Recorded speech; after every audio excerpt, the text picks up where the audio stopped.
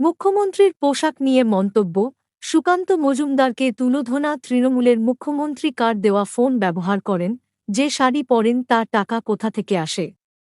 দেশের একমাত্র মহিলা মুখ্যমন্ত্রী সম্পর্কে রাজ্য বিজেপি সভাপতি সুকান্ত মজুমদারের বিতর্কিত মন্তব্যের প্রতিবাদে সরব তৃণমূল দলের তরফে দুই মন্ত্রী চন্দ্রিমা ভট্টাচার্য ও ডা শশী পাঁজা এবং রাজ্য সাধারণ সম্পাদক ও মুখপাত্র কুণাল ঘোষ বুধবার বিজেপির লাগাতার মহিলা বিদ্বেষ ও কুরুচিকর শব্দ প্রয়োগের বিরুদ্ধে গেরুয়া শিবিরকে তুলোধনা করেছেন।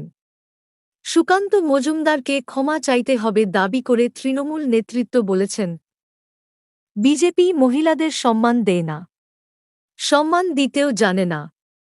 প্রধানমন্ত্রী নরেন্দ্র মোদী থেকে শুরু করে বিজেপির শীর্ষ নেতারা একের পর এক মহিলাকে অসম্মান করে চলেছেন।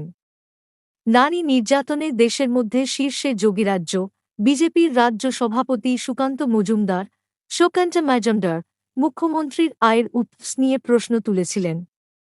কটাক্ষ করে বলেছেন, মুখ্যমন্ত্রী কার দেওয়া ফোন ব্যবহার করেন, যে শাড়ি পরেন তার টাকা কোথা থেকে আসে।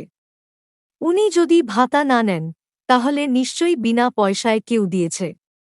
আর এখনকার দিনে ফ্রিতে কেউ জিনিস দিলে সে নিশ্চয় ধান্দা ছাড়া দেবে না। বিজেপি রাজ্য সভাপতির এই বক্তব্যের তীব্র বিরোধিতা করে নিজের এক্স হ্যান্ডেলে রাজ্যের অর্থমন্ত্রী চন্দ্রিমা ভট্টাচার্য লেখেন, প্রধানমন্ত্রীর দিদি ও দিদি ডাকের পর বিজেপি রাজ্য নেতৃত্ব এখন মুখ্যমন্ত্রীকে টার্গেট করেছে। ধান্দা শব্দের মতো অবমাননাকর শব্দ ব্যবহার করে মুখ্যমন্ত্রীকে অপমান করা হয়েছে।